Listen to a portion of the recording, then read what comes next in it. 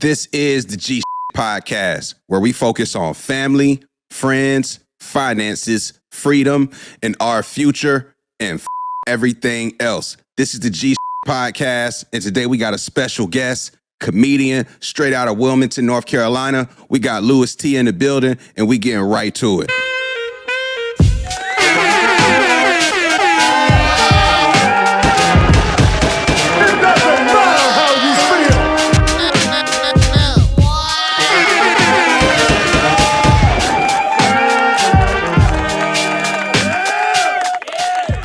Yes, indeed, y'all. One more time. This is the G Podcast, where we focus on family, friends, finances, freedom, and our future, and everything else. LouisTee, thank you so much for joining. Hey, thank you for having me, man. I'm glad to be here. Word up. So, man, we gonna get right into the conversation, man. I know you're based out of Wilmington. Where are you actually from? I was born in Fayetteville, Vietnam, but I mean, I've been in Wilmington like I went to school. I grew up in Wilmington, so I claim Wilmington. Okay. And so, like, are your folks from North Carolina? Were they in the military? Like, what took you from Vietnam over to Wilmington? So I was in the military, but neither one of my folks was. My dad is, and his family's from Fayetteville. My mom's side of the family is pretty much from the Wilmington area. My mom went to Fayetteville State, and I met my dad at Fayetteville State. And but when they split, Mom came back to Wilmington. Okay. And growing up in a town like Wilmington, me being from Durham, I remember just reading about Wilmington. There's something that took place. I forget what year it was, but I believe it was like the 1800s. 1898. 1898. Yeah, so let's actually just talk about that. You seem to know exactly what I'm talking about, 1898. Can you tell me what took place in 1898? So I call it was a massacre. It's the only successful coup d'etat in the nation. So I mean, so you got similar things like Tulsa, Rosewood, where pretty much the white people of that time kind of like took over and overthrew the government. The difference is in Wilmington, where other places they overthrew the government, but when it came back time for a re-election or whatever, it kind of reset back to normal. That never happened in Wilmington. Like nobody came back and reset it. And some of those things are still, people feel like you still see a lot of those results still to the day. Like Wilmington had a prospering Black community. It was like a big, like a nice, well, middle class and, upper middle class. And they had people in government, and they had people, even the white people that was in government, supported Blacks. Because back then, it was it's almost reversed, but it was like the Republicans. With the Black Party. Yeah. Mm-hmm. And like the Republicans was in charge, and the Democratic Party kind of came and got them up out of there. And they didn't just get them up out of there by asking them to leave. Like they burned buildings, like looted, like they really destroyed properties, did quite a bit to overthrow what was in place at that time in Wilmington. Oh yeah, like it started. It started with one of the. I mean, it was a bunch of things, but Andrew. I can't think of it, man. The guy that ran a newspaper, a Black newspaper, he ran an article that went against an article that a white woman had out talking about how women were getting harassed out in the fields because they were working side by side with people of color. And so there was a woman that had an article saying that, hey, no, you got us out here with these people and they're raping us, blah, blah, blah. And God, it's on the tip of my tongue. I want to say Manley. I think it's Andrew. But anyway, he ran a paper and he ran an article saying that this ain't really what's going on. A lot of these women not only are not getting raped, they enjoy or are the aggressor in some of these situations. So it was already kind of a tense thing.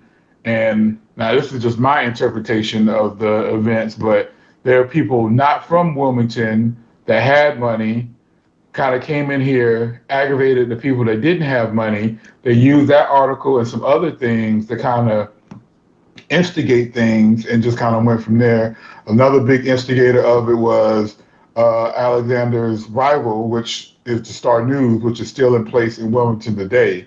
So the guy that ran the Star News definitely had beef because the black newspaper was selling more papers than he was. And so I mean, I feel like it's kind of similar to politics today. You know, the haves kind of like instigate the have-nots to be the front of their war, where, you know, it's really not, it's not about race, it's about money. Yeah, I would agree that race is a mask to put over the real thing at play here, and that's, you know, whether it be money, power, access to resources, like it all to me goes under the same sort of umbrella. But like growing up in Durham, traditionally, Durham is known as a black city. Yeah, Black Wall Street. Black Wall Street, precisely, right? And outside of Durham, even like in Raleigh or Chapel Hill, I would say growing up, these were more conservative pockets. Even though the universities and things, as a black person growing up, I didn't really have instances inside of Durham where I felt like I got discriminated against cops, but I did feel like I got pulled randomly in Wake County and Orange County. And I'm curious, for you growing up in Wilmington, you know, given the background of what took place there, I'm sure there are folks, maybe not today, but when you were growing up, maybe even some today, let me not go too far, but when you were growing up, I'm sure there were folks who remembered or had parents or somebody close, you know, that were directly impacted by those events that took place in Wilmington. And I've always seen it as a more conservative, don't get caught in the wrong part of town type of city from the outside in. Is that fair to say that it's kind of one of those, you stay on your side of the tracks, we stay on our side, or is it friendly and integrated growing up? What do you say the temperature's like there? I mean, it was definitely, especially compared to now, it was definitely more segregated. But I mean, I think people talk about segregation like it's bad. But and being that it was segregated, I never, you know, especially young, you can really get around, because I kind of grew out of the city. You know, I grew up actually not too far from where Michael Jordan grew up. But that was kind of, I don't think of it as a country, because I think further out as the country, but people in the city would consider it kind of the country. And now it's not, you know what I mean? Like, because it was like right on that verge, and now that the city's grown, it definitely probably wouldn't be considered the country now. But when I grew up there, I could see some people consider it the country. But I am aware of, like, I didn't experience it, but I'm aware of certain areas, like towards Carolina Beach, like Carolina Beach Road, where there were some areas where the Klan were like dominant at, you know what I mean? And I've heard stories, but luckily, you know, I mean, I grew up at the time, a black neighborhood, so I just grew up around black people. I went to school with white people. But which high school in Wilmington did you go to? Laney, E.A. Laney. Okay, so you went to Laney, the school that Jordan put on the map. Yes. Word. I was gonna say, like, do they really, like, I mean, as a student there, how big is his presence within the walls of the school? Do they have him plastered everywhere? Is it Jordan everything? He's plastered, like, in, I think right after I left or when I was leaving, because I've seen him a couple times. Like, he came there, he used to give or he might still give the basketball team shoes. Oh, word. He's, you know, like, now the gymnasium is now named after him. Like, it's a Jordan gymnasium, like the Jordan brand gymnasium. But it wasn't like that when I went to school, but now, so his presence is definitely felt in that school. Oh, that's nice that he's giving some resources back to that part of the community. Mm-hmm. And like, I think they did like a big event or something when they like when they first switched it over and redid the floors and like I guess christened it the Jordan Gymnasium. Word. Like, how would you describe your experience at Laney? Interesting. Like, because I went to Laney during, like there was during a lot of shifts. So I went to Laney during the riots. So and that was an interesting time. Like I would like a lot of things that's in play now. I feel like was the start of when I was there. Like when I went, like my first couple of years at Laney, there wasn't like a police presence. But then after that, there was like a sheriff presence, which I believe all schools now have to the day. But before then, there was no like police presence. It's like it was definitely interesting. Like I remember being in a home ec class and we're all just chilling, and one of the teachers was just felt comfortable enough to say like talking about the Rodney King thing and like how not verbatim, but like pretty much how she didn't have emphasized had more empathy for the police than Rodney King. And that was one of the first things, like, like, but it was fun. Like I said, nobody, like, when that's all you know, that's all you know. So you don't know, like I said, you don't know because that's all you know. That's what I grew up with. And especially back then, the world was small. It was, it was kind of pre-internet. And when you were in school, say at those early ages, were you a class clown? Were you telling jokes? Like what? No, I mean a little bit. I've probably always been a little bit of a smart ass, but I don't think I was necessarily the class clown. I was always just like laid back, you know what I mean? Probably, no waves, no ripples, just kind of dealt with who I dealt with in the hip hop. Okay, I can't even say music. I was just in the hip hop and a little bit in the comic books.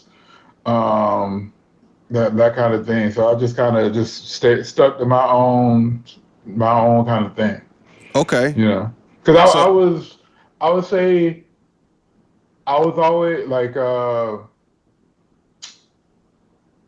because I mean back then nerd wasn't cool, so I was always just trying to be cool enough not to be a nerd. You know what I mean? But not necessarily like cool. You know what I mean? Like so. And so at that moment, given where you are today, what you're doing today was not something that you had in mind, say growing up, thinking that I want to perform, or maybe not say specifically perform, but on a comedy element. Did you want to perform in other ways? Were you in like theater, or did you rap yourself back in those days? Like I'm curious, did you have any artistic expression going on at that time period? No. And I mean, like comedy is my first time actually being the art. Growing up, my art talent was being able to find talent. Like I've always been like the mediator between the business world and the artistic world. So it's like I could speak to both worlds because I understood and appreciated art, but not necessarily produce the art per se. So like in comedy, I never had ambitions of being like a comedian. I mean, I always liked comedy, but that didn't seem like anything real to me. So like I would have never like I would have believed I would have been a rapper before ever being a comedian. And I can't rap. And you say it didn't seem real. Is that because, or why do you feel like it just was not even something that seemed realistic growing up in Wilmington? You didn't see anybody. I don't know any. I don't know any comedians. From here. Like, it's one of those things. Like you see people like Eddie Murphy, Richard Pryor, but when I was growing up, they were already Eddie Murphy, Richard Pryor. You had Def Comedy Jam. That was big, and just seeing those people. But all those people kind of like were like celebrities. Like even, you know, and the people that was on Def Comedy Jam that wasn't celebrities, they became celebrities. So I mean, it's just like kind of, I mean, I guess some people are like that. It's like just saying I want to be an actor, and you know, like there's no actors from Wilmington, but now they are. There are actors, and there's a big like thing like studio that. set up somewhere down. They shoot a lot of movies and TV shows out that way, don't they? Yes, they do. Was it Dawson's Creek back in the day that was shot out that way? Dawson's Creek, One Tree One Hill. Tree Hill, yeah, Yep. Mm-hmm. yeah. That's and so when that's starting to happen, like, is it easy as a local to tap into those sort of opportunities to work on a set, to get exposed to any of those just jobs or roles that might can get you, you know, in that world of TV or film and production? From my understanding, it's you can get on as an extra, but getting on as an extra is not a career. You're not going to get your SAG card necessarily from that. You know, it's one of those, you know, you have that lottery chance of being in the right place, the right time, impressing the right person, and maybe something happened. Mm-hmm. But that's, you know, I say that's lottery. You know what I mean? Mm-hmm. That's not. I mean, people feel that way, but you can use it if you're a hustler. And I kind of wish I had those ambitions. I never had ambitions of being. I never saw myself as an actor because I feel like with my know-how and grind, I might have been able to make things happen. But you know, I mean, I know a lot of people that's gone that route. Some of those people took what they learned and now doing stuff for themselves because now with technology, you might not need a studio or as many as you don't need as many resources to get a project across the finish line. But it's just being in Dawson's Creek would be the music equivalent of, you know, being on a mixtape with track 23 or to 30. You know what I mean? It's not like, yeah, I'm there, but how many people are listening? Mm-hmm. Mm-hmm. Yeah, that's I kind of forgot about that, but I do thinking back, remember hearing about how there were movies and shows being shot out that way in North Carolina. And I did think that was kind of dope that we had something like that in the state.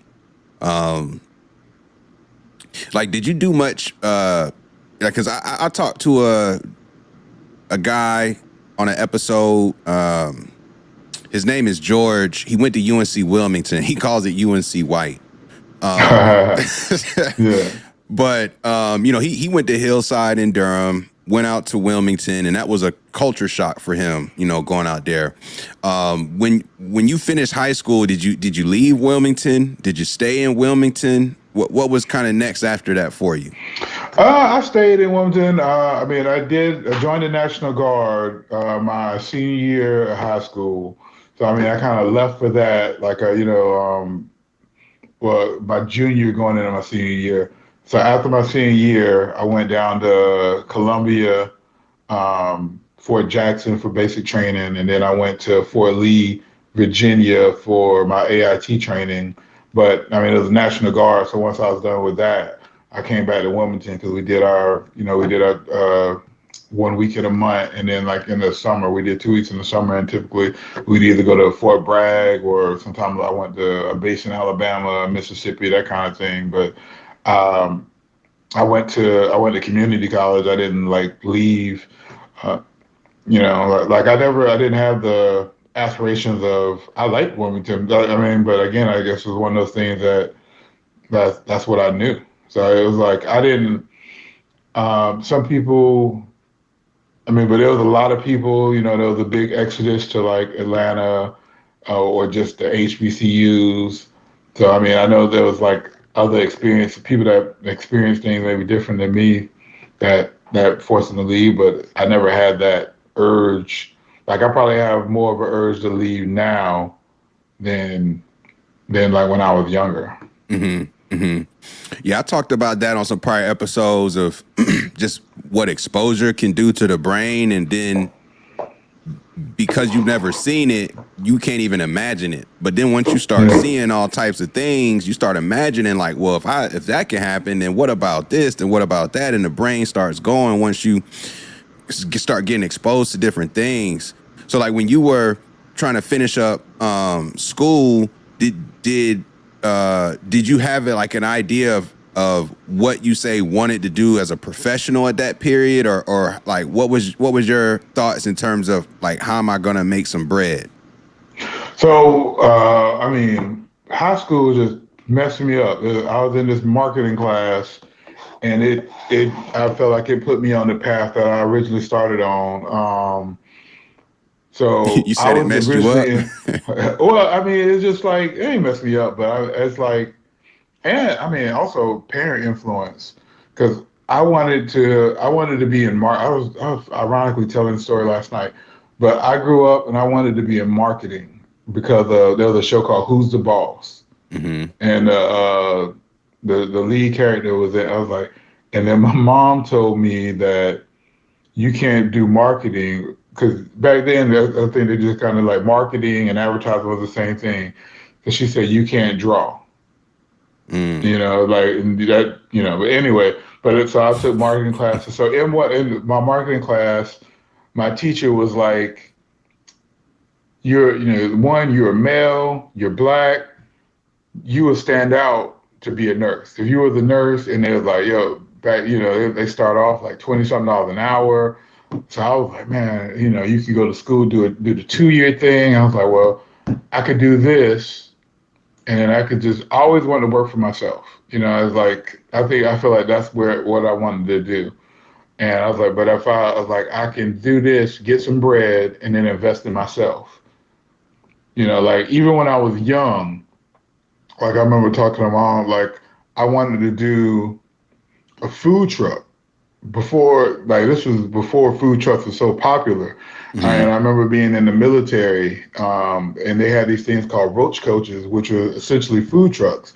But the problem was, especially back then, I think it's still a little bit this way now, there's so many laws that kind of keep you out. You had to have a kitchen. So I was like, well, I mean, I'm going to just I'll just try to do stuff that you would have to cook, like microwavable foods and all that kind of thing. But it was such an investment, and there was no blueprint at that time. So it's just like, I never pulled a trigger on it. You know what I mean? Like, but anyway, I originally was going to school to be a nurse because my thing was, if I'm a nurse, make that $20+ an hour, stand out, be a male nurse, I can write my own ticket, and then I don't need $22 to survive on, so I could put away some bread and figure out what I want to do. Mm-hmm. And is that what you ended up doing? No, like so I started going to school. I was in a business class. So I was still taking like my electives of business class, and once somehow there was some project. And I wanted, like, in high school, me and my friends used to throw parties. Like we used to rent out a hotel and just have parties, like hotel parties. Mm-hmm. Typical. And I was like, man, you talking about in a room where yeah. you knew you was gonna get kicked out by a certain time, like okay. Well, yeah, sometimes we did, most of the times we did, but sometimes we didn't. Yeah. I remember that era where you get a room and you just try and get it lit for as long as possible. Hopefully somebody on the floor is looking out. Yeah. So, and then I didn't know anything about clubs. Then I found out about clubs. I was like, why don't we just do parties here? Like, you know what I mean? Like, and then it just, and then I met one late night. I met my man H Nice, rest in peace. And he was doing a college night on Wednesdays, but he wasn't the guy. There was like, you always have the spot that's popping, and you got the spot that want to be popping. Mm-hmm. So I helped him get popping. He wasn't the popping spot, but if either you got kicked out the other spot or you just didn't like the other spot, we were the B spot. Like we were the go bots. So, and so I helped him with that. And then, so I got in with the owners, the managers at the spot. It was called Oasis. And I put together a rap battle. And then I just kind of from there I kind of left school alone and just started like I met some people that influenced my where I went to today. Like I met this dude named Fuzz Jackson. He was in a group called NHA. There were some people that I knew at the time that I can't even remember their name now because I just like knew they were gonna body this MC battle. I put up some bread and then like from there, I had a meeting with Fuzz and some of his people, and then some of my people's people. Like there's this dude named Ron Key I went to high school with. Him and a guy named Red. They were like kind of like the star, like the up and coming stars or whatever, because they opened up for like Wu-Tang, Outkast, all the local shows, the big ones they opened up for. So my man Ron Key said, "Yo, link up with Red." Red at the time just moved back from Atlanta, so he's one of the people that left, but he ended up coming back because of some family stuff. I linked Red up with Fuzz, and at the time he was in a collective called NHA, and I just started booking shows. I had no idea what to do in booking and promoting shows. And for those folks. Yeah. Yeah. So and you're like there, it just kind of grew. Tour manager kind of thing, or a show manager, or like somewhat of a manager kind of. Yeah, because I wouldn't really manage it. Like I would. Some people are more hands on with. Like NHA, like Fuzz and them, they kind of already had their own thing going. But what I was doing, where Fuzz, NHA, that was more of like the backpacker, very a lot of white following, Mm-hmm. which is representative of Wilmington, especially downtown Wilmington, where a lot of stuff happened.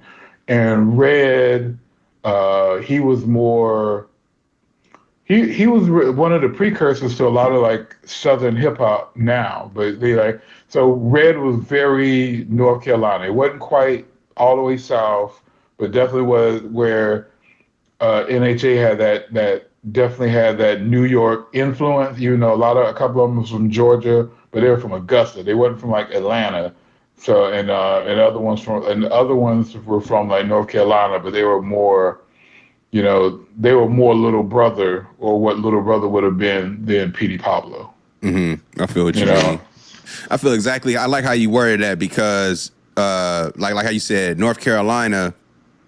If you're not from here and you just know those like stereotypical rural pockets, it might get looked at as like a country south type of environment. Don't get me wrong, a lot of the state you will find that. Like, do not get me wrong. Those dirt roads. Yeah, and they're all around. Even just you go a couple miles east, west, north of Durham, you're gonna run into some of these like conservative, say what we call country pockets. But there's a culture here. I don't whether it be because people come down here from up north or whatever the case, but we are heavily influenced, especially the music, especially like in Durham. Like you mentioned, the Little Brother versus the P.D. Pablo. Like you could tell Little Brother's influences. A lot of that is from the Northeast. Just especially the Ninth Wonder sound, the boom bap, the soul samples, that kind of took North Carolina bigger than what it was. Like to me, Little Brother, respect to P.D. Pablo, but Little Brother to me is the pinnacle of North Carolina rap. To me, like they're the oomph, like, and then after that you had Cole, who come to be like the he's not even, I can't even classify, like he's just his own thing. He's so big. Pause. You know what I'm saying? Like Cole is just like a mega star. He's beyond just a hip hop star. So he took North Carolina rap, but he got known in Queens, going to St. John's and being up in New York and stuff like that. So I like how you put it. It's like we're not quite super South, but that Southern influence is always clearly there in the culture and the tones. Yeah, definitely. But you got both. Like you got the Fontes, but you definitely got the Petey's. You know what I mean? No both question. of them are representative of North Carolina. Like neither one, No question. Yeah, I think the state is underrated for lyricism. I think is my take, is what I'm trying to say. Whereas like, you know how they say like in the South it's not lyrics, but I think North Carolinian artists in hip hop, lyrics are typically more at the forefront. And I think that holds true when you look at a Cole, Little Brother, Baby, out of Charlotte too. Like he's mad lyrical, and he can boogie. So I feel like those who make it out of the state and make their names, they definitely are, lyrics are more at the forefront of what they present. Yeah. Or like from Durham, Jay Gunn. Like, of course. There's definitely some spitters, and I mean that so many, like Kazi. I know he's doing his acting thing, but he's coming back with some music. You had Splash. There was a lot of there's definitely some people, but I don't know if that hurts or helps. Like, you know what I mean, because it might be too similar to because North Carolina don't necessarily have a sound. I don't know if that's why people like Petey might have transcended, you know, where others haven't. Because, you know, there's nothing there, like, there's nothing to say like this person, you can't really know where they're from. Like Skills, I don't know if you know Skills from, I mean, he actually was born in North Carolina, but from Virginia. In the 90s, he had an album where he's just rapping. And he's like, yo, where you from, Queens? And he's like, no, you from Brooklyn? And he's like, you know, and he's like, I'm from Virginia. And he's like, from where? You know what I mean? Because he don't sound, you know what I mean? He has that New York sound. Yeah. So, you know, so I don't know. And I mean, I'm just rambling, like, but I don't know if that helps or hurt, because it's not what people think of when you think of North Carolina. No, I feel that. It's the difference that Atlanta might have or Houston might have, where sonically each one of those towns, even though it's South, like Atlanta has had multiple sounds over time that they've spread through hip hop, and then that Houston sound too. It's like undeniably a sound that comes out of Houston, a sound that comes out of Atlanta. Whereas I don't know, if we really got that sound that come out of North Carolina.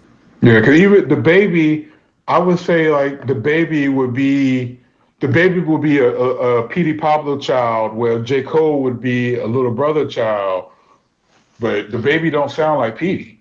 Right. You know what I mean? Like the Baby, man, he does do the commercial. He gets down with the, you know, the more like fun type of music, but but I think he gets in his introspective bag too. That's why I said he get in that lyrical pocket too. Yeah. But like 21 Savage, he has different content. Like he can, you know, but his sound is still that Atlanta sound.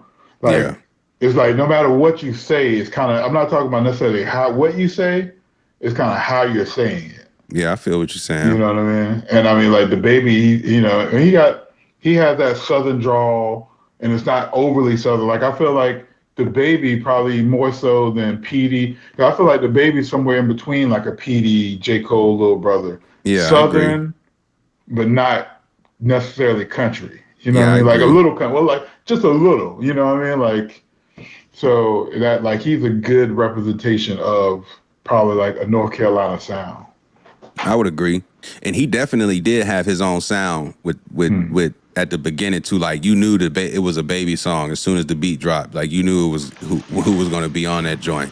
And so growing up, being influenced by hip hop, getting into the local scene, like I guess at what point did you pick up a mic and want to get in front of people and start performing yourself? And it's not even necessarily comedy, but just in general. Like at what point did you say, you know what, I don't want to be behind the curtain. I'm trying to produce something on my own. You know what I'm saying? Go out there and showcase what I have as an artist. I mean, I never necessarily wanted to do. I was fine being behind the curtain until it made more sense financially, and you know, for me to be in front. Like it's business first. So it didn't. If it makes sense, if it don't make sense, it don't make dollars. So I mean, there was times when I was hosting or putting together hip hop shows, and it made more sense for if the show required a host, it made more sense for me to host because chances are whoever I pay to do it is not going to do it as well as I would want them to do it anyway. Mm-hmm. So, and then other people, because, and then other people had paid me to host their events, like, because they saw me run, like, they saw me produce my own shows. They're like, oh, just to have my name attached to it, they would get me. So, with the comedy, I was producing variety shows, like with that's how I got into comedy by. I was done producing, like I did produce music shows, mostly hip hop, for over a decade. I mean, like I was done with it for probably almost a decade. Like I was, burnt out, tired of dealing with rappers, tired of dealing with egos. I met with someone, they were doing comedy. I was like, let's. I had a concept that I liked, and it's just like I wanted to develop it. I was like, let's do a variety show. So did mixed comedy with music, and then being exposed, like comedy. Comedy was something that was always ran parallel with me. Like one of the venues I used to do hip hop shows at, or shows in general, was a spot called Soapbox. At the bottom of Soapbox, there was this comedy club called Nut Street. Like it's kind of part of it. Part of it was separate. So every now and then I would check out bigger comedy acts. Like I saw Neil Brennan, who's Chappelle's partner. Mm-hmm. Like I saw him. I saw was it? I always forget his real name, but Leon Phelps, the ladies' man. I saw him down Leon there. Phelps. Yeah. It's like so again, but all these people I'm familiar with. And then I remember seeing actually somebody I actually know now, but it was this dude named Matt White, and he was living in Wilmington. He's actually in the Raleigh area. I was like, yeah, that dude is funny. So that was the first time I saw somebody not famous that he was so funny. I thought he could be famous, and I found, he's from where here. So I remember seeing him. He was one of the openers. I thought, oh man, because usually a lot of times the openers are not funny or not as funny. Mm-hmm. But it was still, I never paid much attention to it because I was focused on music. But it was there, like comedy was there. And then a lot of the people, and then Soapbox closed, Nut Street became Dead Crow, and it moved. But a lot of the people from Soapbox worked at Dead Crow. So I still had a relationship. I did a couple events, non-comedy events there. And it just kind of, and like some people, like I knew of some people. And so it just always been there. And then flash forward to me producing a comedy music show. And we was doing it at Dead Crow. They moved to a new location. And then from there, checking out comedians, I started going to open mics. I used to hear about open mic, but I never went at Nut Street or Dead Crow, which I wish I was, because it's like if you said that you from Nut Street or the old Dead Crow, it's like almost like a stamp, like mm-hmm. like you're an OG. Mm-hmm. I was like, I was there, but I wasn't there. So I started going to these open mics to check out comedians. It's always been, or for a long time, it was one of those just things I want to check off and to do open mic, because it's one of those things where I'm conversationally funny. But so my friends think I'm funny. Do other people think I'm funny? Mm-hmm. I went to an open mic, had no aspirations. I just wanted to try it. Did it, went well. And it's just one of those things where I kept going. And then I did one of the events, my partner said, well, you should host. I'm like, no, I'm not ready. I want to still give this opportunity to somebody else. But it's like in my head. And then I started hosting events, my comedy, and with comedy, the hosts typically do some comedy up front, 5 to 10 minutes, and then, start bringing other people up. So that was kind of my introduction. and I went from just hosting, and then people wanted to be on. I feel like people wanted to be on my show, so people start asking me to be on their show, so I put them on my show, and then that just kind of started me performing comedy for other people, and it just kind of was on. But it just made more sense. People knew me. I had a name and I had a rep. So once I felt confident in my own abilities, I know, it would be easier for me to get people there if I knew I was in front of it. Like people knew that I put together a good show, so my name carried weight there. But it's like, okay, it's a good show. But it's like, nah, not only is it a good show, I'm going to be there. So you're going to be seeing me. So I felt like it would be easier for me to get people there based on, like, I guess my popularity or notoriety from stuff I've already done. And so doing an open mic, did you go up there and just improv it? Did you prep those jokes? Did you write them out? Like what was how did you prep the material before that open mic where you gave it your first shot? No, I kind of knew what I wanted to say. I wrote it. I kind of tried to practice it a little bit. And yeah, so I would never, I'm not an improver. So it's like, I knew what I wanted to say, and it was probably maybe 2 or 3 minutes. It's funny, like the joke I did my very first open mic, I just got to a point where I said, man, I'm not going to tell that. Like I've been telling a version of that joke ever since. You know what I mean? I made it better, but I feel like I just kind of retired that joke, at least locally. Like if I got to go out of town and I got to do a certain amount of time, I'm going to pull it out the top, to do my time. But I just got to the point where I was like, I don't really need to, I feel like it's not as funny, but I feel like it's probably me because I've said that joke so many times where I probably don't even deliver it the same that I used to. Mm-hmm, mm-hmm. But yeah, I definitely wrote it down. Yeah, I definitely wrote it down and tried to practice it.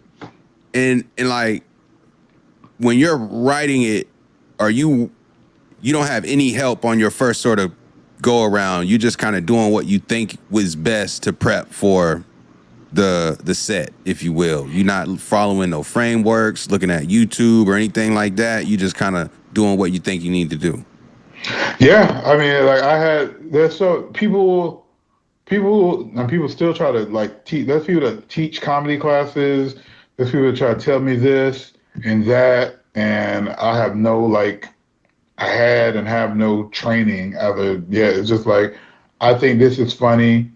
And then as I do it, I'll tell it better. You know what I mean? Like, like work on the word economy, like cut down unnecessary words. And sometimes some be like, hey, you might want to say it like this versus that. But, it's just, I still just go on. Like I've been watching comedy all these years and kind of based it on the whole thing that people always thought I was funny. So kind of just base it on that. And then, so I'll go to an open mic to test it out or try it and just kind of see what works. And then if not, go back to the drawing board. And I know, like, just being on any stage as a live performer, it comes with nerves, and it's definitely just that in itself. Getting in front of people and speaking can be challenging. And I know in an art form like comedy, I would imagine it's even more challenging when you're up there and you're not getting the responses you hope for, right? Or you're not getting the feedback you want. Have you ever just bombed where it was just like, I can't believe this just happened here, like where it was a complete bomb, or you felt like you had to kind of get off a stage because it was going so bad? No, I mean, knock on wood, I haven't done like anything like that. I was telling one of my friends, the closest thing I felt like I did as a bomb, I performed for like a majority like older black room. I was the host, and it's just like I felt like I just wasn't moving the needle. But even like the headliner, like we had this dude, Brooklyn Mike or Troy Mike from Brooklyn, and he was like, it's just like a weird crowd. But I felt like they were entertained. They just wasn't vocal. You know, they wasn't like, yeah, they want to give you you know the what I mean? It's energy. like Yeah. they wasn't like trying to boo me, but they wasn't like, you know. And I was like, man, but I was still kind of new, and I was like, man, I would have did a completely different set, and hopefully it would have went better. But it wasn't like, you know, like I still like I got a couple followers, a couple, you know what I mean. So the people was feeling it, but it wasn't like it was like crickets almost sometimes. You know what I mean? Like, and it was like I don't think, you know, some of the stuff with the material I was doing, they, you know, it just wasn't for them. So I would say that was my most, like, I don't feel like I bombed, like, or felt like, because I mean, I had to keep coming. I had to, you know, as a host, I kept coming back. That's the one thing where I felt like, man, you know, I could have done a lot better, you know. So how long do you think it felt like it took you from that open mic to get to a point to where you actually felt like, I know what I'm doing? So I started, like, that first open mic was in June, and I started hosting stuff in March. So and I mean, it was supposed to be February. February was supposed to be, and then it was had some venue issues. So I guess you know, it's about 6 months. You know, I felt comfortable at least to do my own stuff. You know, like I said, my first show that I produced that I was going to be on was supposed to be February. Something happened with the venue, and then March, I put together. I was hosting shows every Sunday for March. I put together different things. It was a little bit. It was a little bit smaller than the shows I was doing originally, because it was just like one music act, like maybe one or two comedians, and like I said, I host. And then by April, I had 4 shows that other people did, like me getting on other people's shows. From April to May, it was like 4 shows. So, but by then I felt good, and then it was just like from there, it was all she wrote. Word. And like, you started doing stuff locally in Wilmington. What was your first opportunity outside of Wilmington? I feel like the first show I did outside was Youngsville, North Carolina, outside of Wake Forest. No, yeah. Was it Youngsville? Is it Youngsville or Sneads Ferry? Yeah, but Sneads Ferry is not that far out of Wilmington. And just through connections, like some people threw my name in the hat. So and I got the show in Youngsville. Actually, I headlined that show. So it was like I think it was like one of my first shows out of town, and I was like the closer, which was kind of interesting. And how, like, and at this point, how long is the set that you crafted? That was like 15 minutes. Okay. That was like a 15-minute set. What all goes into like prepping 15 minutes of a comedy set? Like, how long does it take to craft 15 minutes? Well, I mean, it's not, you got to have that material. So it's like, typically it goes, you work on your 5 minutes. You know, like sometimes like some of the open mics might be 3 minutes. You might not use all that 3 minutes. So, and it's literally like going to the gym, and you're like working out, getting stronger.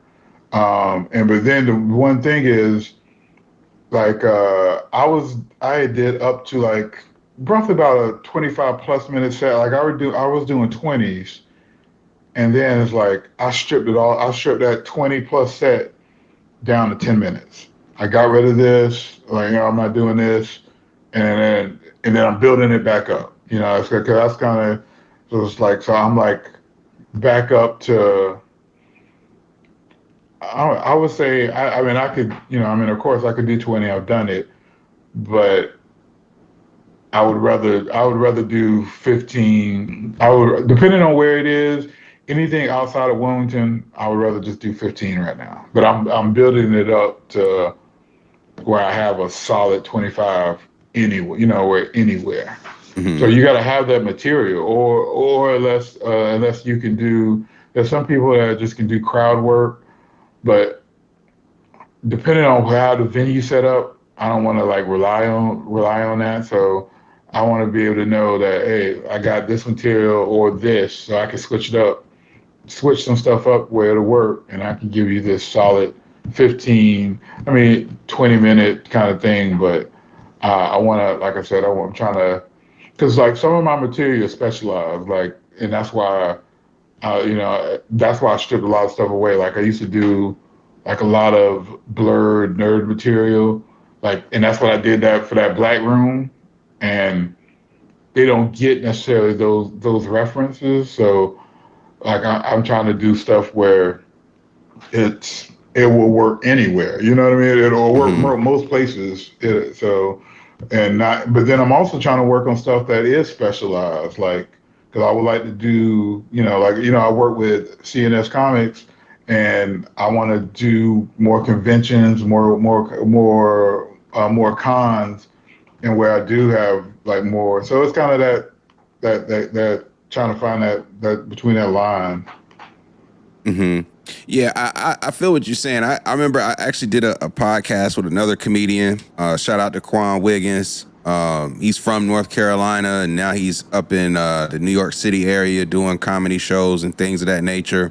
And he mentioned something similar, just about he went to Central and he was doing comedy around Durham, and figuring out that just because I'm funny in front of my friends doesn't necessarily mean I'm be funny in this room of people versus this room of people, and then having to understand that like the jokes got to hit regardless of who's in the room, and come into that realization in real time.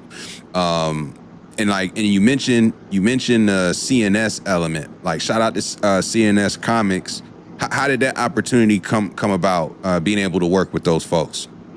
So I was putting together an event for the comic book store, and I saw Wilson at an event. I went to go, like some of my other friends were set up like vendors at this event. And I was like, oh shoot, a black comic book. You know what I mean? Like I was like, and I supported. I got the information, and I had an event where I invited Wilson to like come out and sell his stuff like a vendor. Like in my mind, I envision like a mini like convention type thing. I hosted it. I had a dancer, like almost like a belly dancer, but I had her dressed up as like Princess Leia. And she did some stuff with like some lightsabers, like her dance with like some like light up fans. I had this nerd band called D&D Sluggers. Like I said, I had Wilson from CNS Comics. Also had Brandon Blanks, who has his own comic, but now he's kind of under the CNS umbrella as well. And I hosted, had some comedians, did like more nerdy material. It was like the 40th anniversary for our local comic book store. So I know that would have a good following. Even poetry is like music, poetry, dancing. And because it was just one of those things where I wanted to bring all aspects of like nerd, but especially blurred, because like everybody on the show wasn't black, but it was definitely a black presence, and put them together in one room. So it's like to have that experience. No, so that's how we first linked up. Word. And now that you're officially working with CNS, what is the role in what capacity are you helping CNS with the comics? Yeah, I'm gonna be going to different conventions with Wilson. Just try. I'll be speaking on some of the panels. It just being there, like helping to drum up business, and then on that side of it, and then CNS Comics, we have a lot of back end, so we offer a lot of services for people that I'm gonna be doing like marketing things for them, like if you need animation, if you need graphics, that kind of thing like that. So I'm gonna help, I'm gonna start with comedy and music. Some of the people, my peers in that, seeing if they want to do, like, they're working on animating one of my bits, and put that out there, because I was like, it'd be easier for me to pitch this if I have something that can show a real world. So it's going to be twofold. Like, and then eventually, we'll be putting together CNS branded events or sponsored events as well. Like, we really want to. I'm not going to say their name, but there's like a comedian that Wilson really wants to bring down. So I'm going to see what we can do to make that happen and do like a CNS event. To really get their name out there and some of the things that they do. Word. Yeah, that's dope. And if you're listening to this, watching this, CNS Comics, we have the founder of the CNS on a podcast. That episode is actually exclusively on YouTube. So if you want to check that out, just head on over to the YouTube page. You can learn more about Wilson CNS, the comics that he's offering. He's got I know Dark Fantasy Drop, the homie Spetty over there. They got some dope illustrators that are doing some great work over there. And like you said, man, creators need content. And in this day and age, if you are a creator who does, I would say anything vocally, whether it be music, comedy, podcast, anything, you got to be able to put a visual to it to really make people feel where you're coming from. And I think it's dope to be able to have a resource like CNS to help bring some of your ideas to in a different light. Like, bring some animation, bring some color, just bring more to the story to help make it pop. So I think that's really dope. Yeah, stand out. I mean, it's so hard to stand out. There's so much out there these days. So, do anything you can do to make your content a step ahead of somebody else's. And they're different. Like, they got a style that'll help you stand out. For sure. So, like, tell me, like, what do you personally enjoy most about being on stage doing a comedy set? It has to be that instant gratification. You know what I mean? Like, just there and hearing people laugh, like being able to just get up there and get that instant gratification, man, is definitely like a drug, man. And I try my best not to get too high on it. I can imagine, like, and you've gone now to a few places across the state. Do you mind just sharing some of the different venues that you've already been to, and maybe you might pop up again in the near future?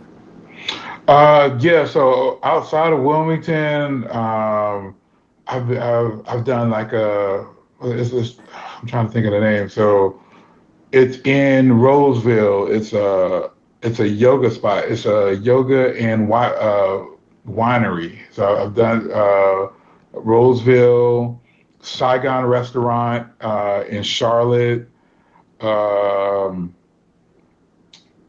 Some like Salty Hog, Sneed's Ferry. Hopefully I'll be doing Creedmoor soon in Raleigh. Man,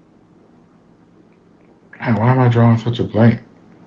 But yeah, so mostly like Raleigh, Charlotte area. I want to get into Greensboro.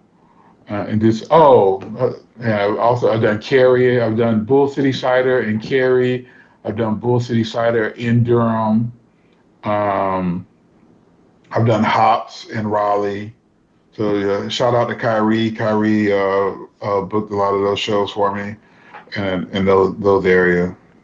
So. Word. What's like the most intimidating crowd you've ever been around to deliver a show? Like, do you ever remember just being like, wow, this is a bit intense? No, not really, man. Like, I know there's certain, because of certain crowds, I've kind of restructured some of my jokes, because especially out of town, because I feel like I might have just started out too intense for them, or maybe too racial. So I was like, well, maybe I need to earn the right to kind of do that, like, before, so they know it's okay to laugh. because I did a show in Wilmington. That was Saturday. And then I had a show in Raleigh that Sunday. And it was North Raleigh. And I started out, I did the same set and it killed in Wilmington. And it wasn't one of my shows. It wasn't like it was one of my shows. It was like somebody else's show. So those people didn't know me, but I mean, they might have knew of me. And I was like, damn, so the comedians, my friends from Raleigh, all of them were great. But like listening back, I felt like I didn't get the laughs I wanted. It didn't hit off the way I wanted, like Wilmington did. And I was like, maybe it's because I started off with some Juneteenth jokes. And I was like, maybe I'll. Do you mind sharing the joke? No, I'm sure. So it's like, because I do different variations of it, but it's pretty much, I like celebrating June. Well, I'm glad white people don't celebrate Juneteenth because I saw what y'all did to Cinco de Mayo. Okay. You know what I mean? And I go into a couple of examples, like adding fried chicken and watermelon to your charcuterie boards.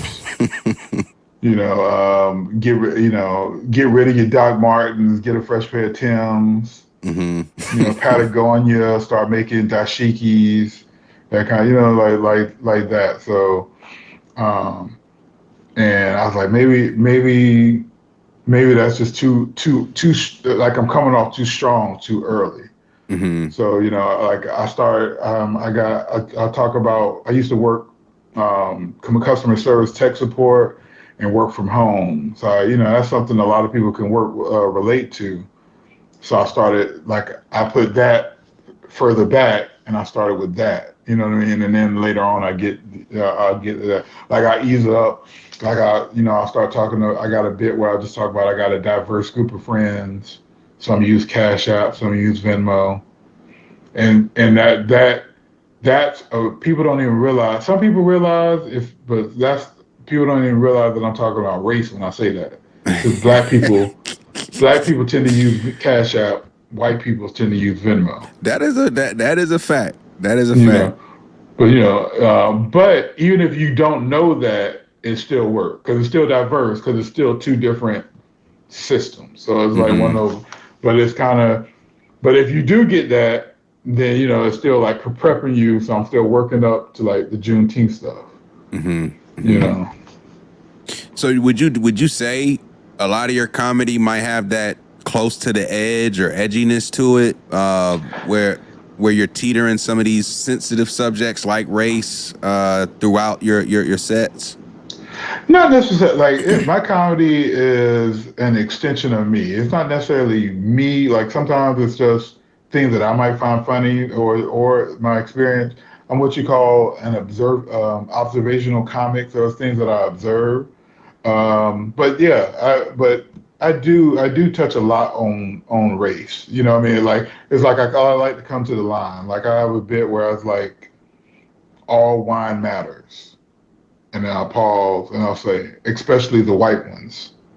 So it's like, I'm talking about wine, but I'm using things that might be, because people will be like, all lives matter. So it's like, it's not talking about race, but it is, or I might talk about, it just depends, but a lot of it I dial back because I lose it. Like I used to do a bit talking about a pool party. It was like it was part of my, like I have a bit where I just talk about having a diverse group of friends, and then I used to talk, but I felt like white people just couldn't follow me on it. Like I was like, it's pretty much talking about how white people, when they have a pool party, they get in the pool. And I would say, well, black people, we get around the pool we get around the pool like y'all around that bar. So I felt like people, like I lost people. Sneakers and socks, full outfit. No intentions of getting wet. Pause. But that story came from a friend of mine had a pool party. And I remember I was telling this girl, like, she's like, oh, I don't have nothing to wear to a pool party. And in my mind, I was like, it's a party. You just wear regular clothes. I mean, you might wear some sandals or some flip flops. But when I got to the party, because I was late, as we tend to be, they were actually in the pool. And then like one of my friends that was there, we just kind of went back. I was like, y'all were actually in the, like, in my mind, like, I didn't bring a bathing suit or anything. Cause I'm just like, yo, we gonna be around the pool.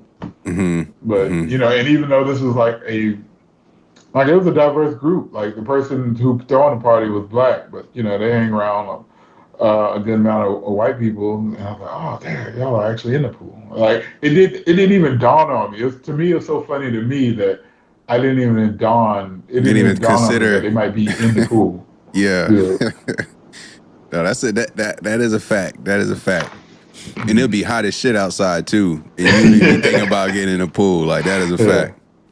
It's like, nah, man. I'm wearing these. I'm wearing my Jordans. I ain't trying to. I want y'all to see these Jordans that I'm wearing. And I'm staying away from the pool because I don't want to get them wet.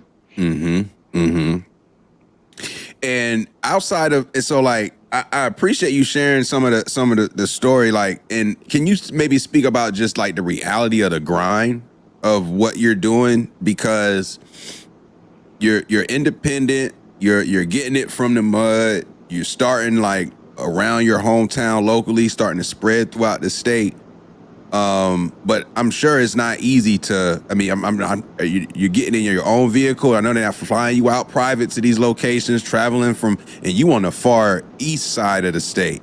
So that's at least what 2.5, 3 hours just to get to the Triangle. Let alone you've been out to Charlotte, out on the other side of what's going on. Like, can you speak to just how much of a grind it is to pursue what you're pursuing? Oh man, it's like that first show in Youngsville.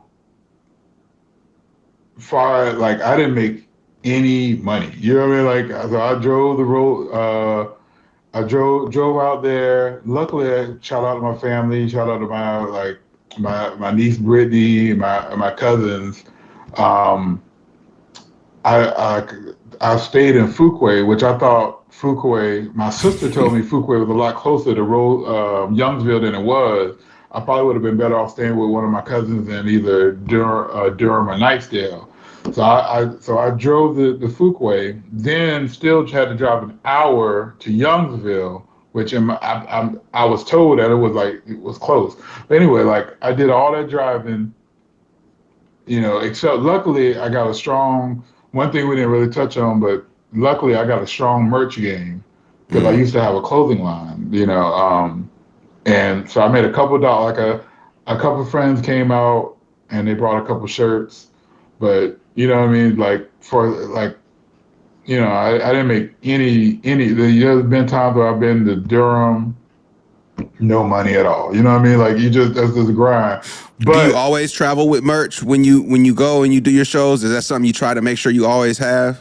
That's something that I'm trying to make sure of now. Like I did the Durham show, and I didn't. I wish I would have pulled up merch because I know I would have in Durham. I know I would have made money, but I didn't. I didn't feel comfortable. Like I don't know. It just like it was just a kind of weird vibe. So I didn't pull it. I didn't pull it out. But merch is very important, and I'm fortunate enough. Like my merch is my old clothing line, and my clothing line already had, you know what I mean? They already have cachet. So I'm fortunate. Like I'm not trying to sell pictures. I'm not trying to sell shirts with my face on it or anything like that. What's the name of the line? County Lines Clothing, like the North Cat. So it's like so it's a bunch of it's all North Carolina stuff. So and and I'm doing shows in North Carolina. So I mean, it probably wouldn't work for me outside of North Carolina, but as far as in North Carolina, most people are like, oh, I've seen that, or known that because I've had clothing in stores like back in the day. It was in Buddha's Belly in Raleigh. In Charlotte, it was in Manifest, but just in a couple of skate shops, and a couple of things. But I got the city shirts where it got all like the different nicknames. Like I said, it says like Bull City, Chapel Thrill, G Vegas, Rollywood, and so it's like, so I mean, that's probably the next shirt I'll have to re-release,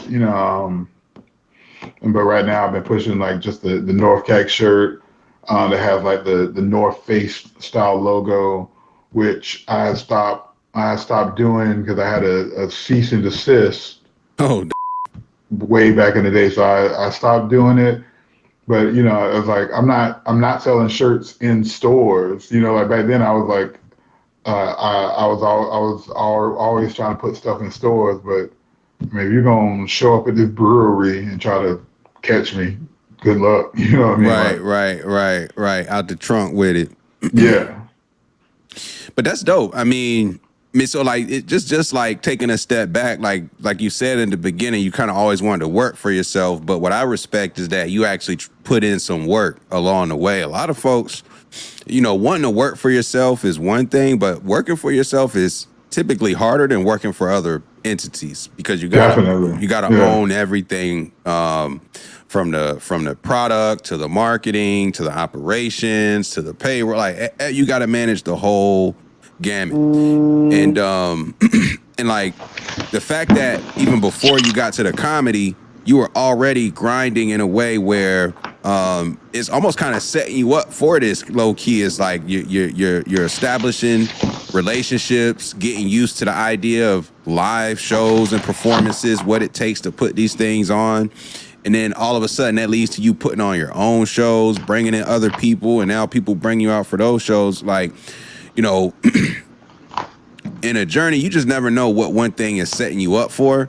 And who knew, say, that the clothing line would be something that you could then leverage as a comedian to help make some money when you step out and go do your performances, because the merch is a critical piece of making money when you're an artist. Like, you got to have something tangible to sell to people. You got to have something that people can see you and purchase it.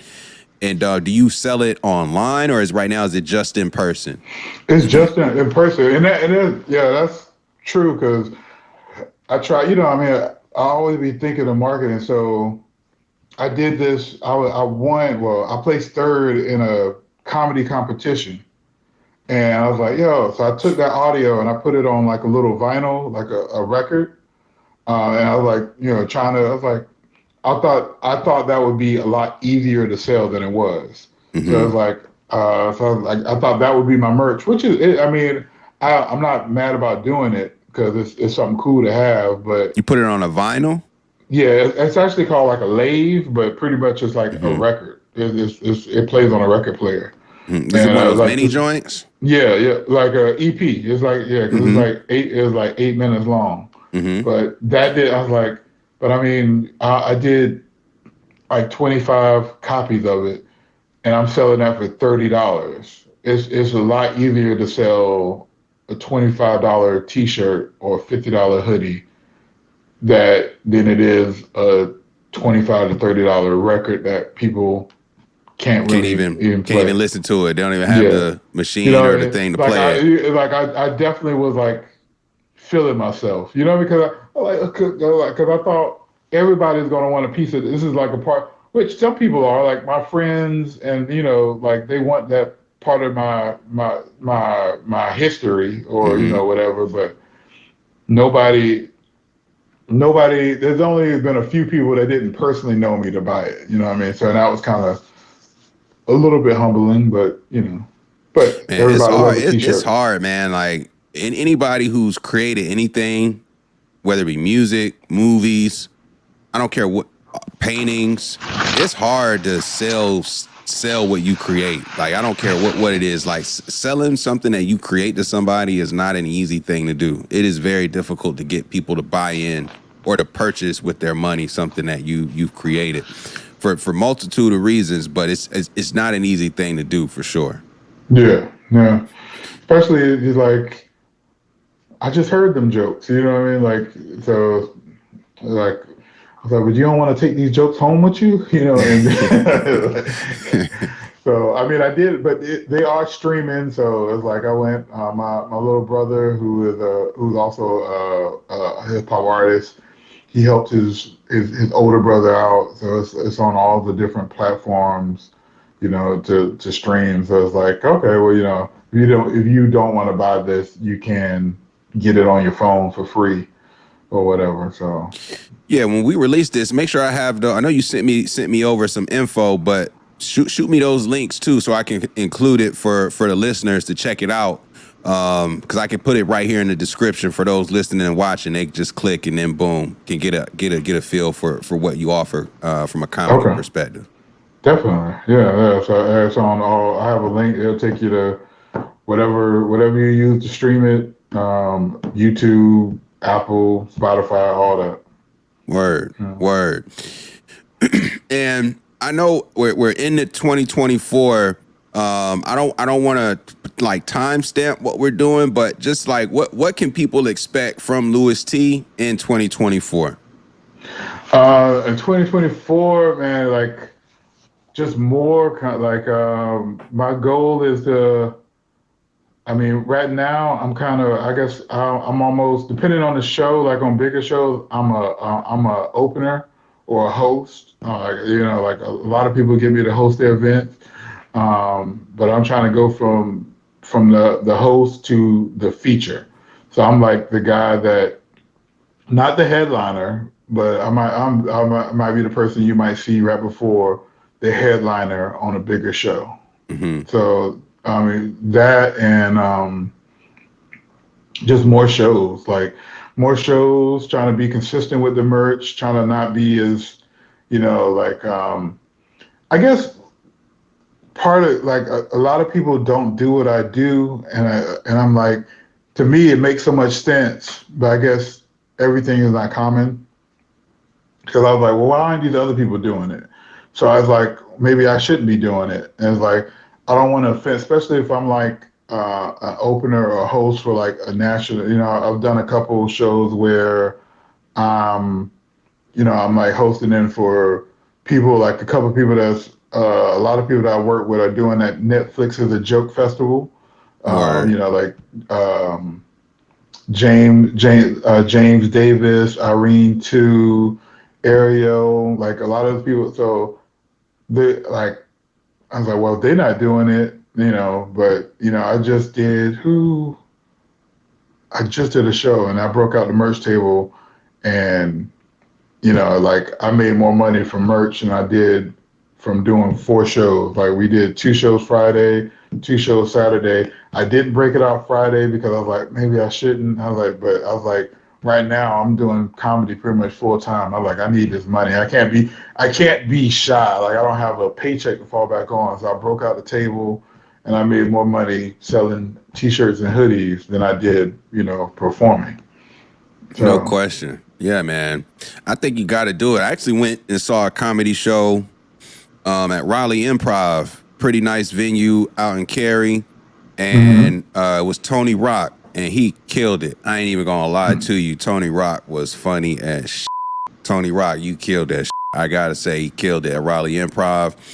And he had an opener. He killed it too.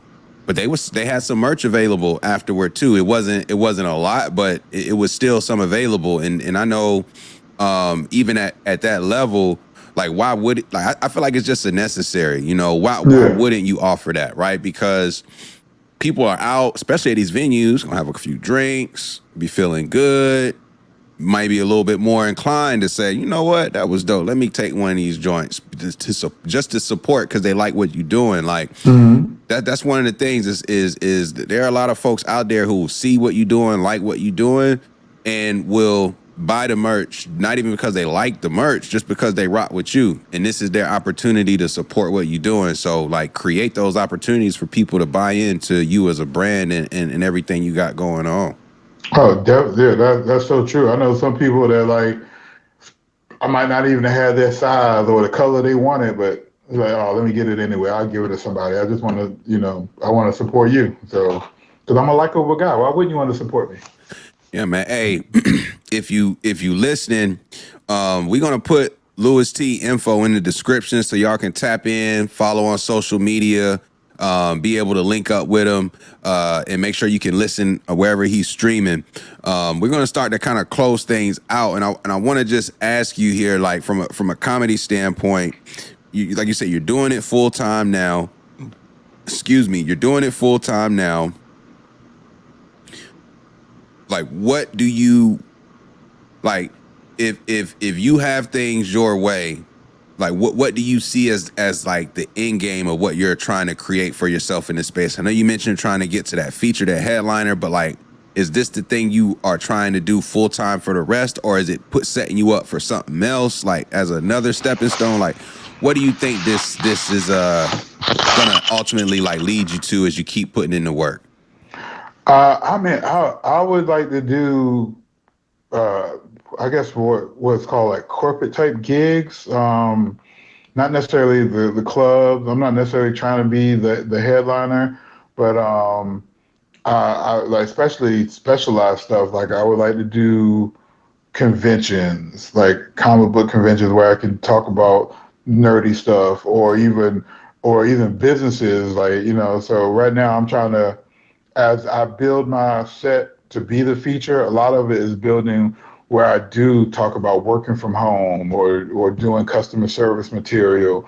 So I'll maybe like have a corporate bring me to their Christmas party or their corporate party, and I entertain them. So I just come do my thing for that and kind of pretty much bounce or whatever, or go to a Comic-Con or comic type convention or blurred or nerd type convention and perform for that, where I can talk about being a low level nerd and talk about Dungeons and Dragons and that kind of stuff, and they actually get those references.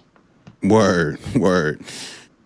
Yo, is there anything that you want to just leave with the audience here? I mean, like, we've already dropped some jewels, but in terms of like anything, takeaways, where if the listeners are watching or if the viewers are watching, the listeners are listening, is there anything that you hope that folks take away from hearing you here today? Hey man, like you can do it. Like don't talk about it, be about it. Like there's a lot of people that say, "Oh man, I want to do comedy," but like go to I wish I would have got on this journey sooner. Like I said before, I was around Nut Street when comedy was and I wish I would have embraced it sooner. Like go, if you want to do it, just do it. Go to an open mic. At least if you don't even perform, just go check it out. So or whatever your version of that is. Like it's no time like today. You're not getting younger, so embrace your dreams and don't be afraid to invest in yourself. 1,000%. Yo, man, I respect it, man. I respect anybody who's willing to do what you just said, invest in yourself, and then actually take that step to actually do it, to do what we say that we want to do. So shout out to LouisTee.